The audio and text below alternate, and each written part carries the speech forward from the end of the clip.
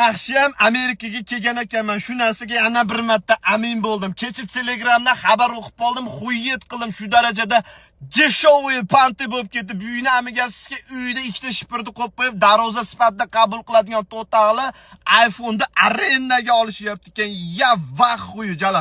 70 ming so'mga o'sha rasmga tushib olish, iPhone narxlarini ham ko'rib chiqdim jala. 300 ming so'mga uchrashuvga chiqish, iPhone'da arendaga beradi ekan. O'sha iPhone bilan uchrashuvga borib keladi. Yoki qanaqadir biznes uchrashuv. Shu darajada dalboy bo'lib ketdim odamlar. Eng qizig'i, talab bo'lmasa taklif ham bo'lmaydi. U iPhone'lar borligi bilan nimani isbotlaysiz?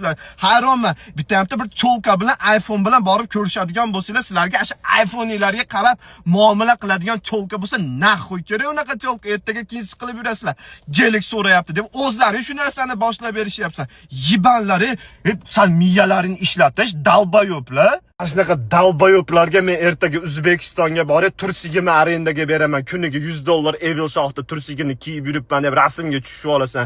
Miyingga qo'taqim jinnilar. Shunga o'xshagan qilyapsan sen. Dalboyoblar, sal miyalarini ishlatish, bo'zaylar.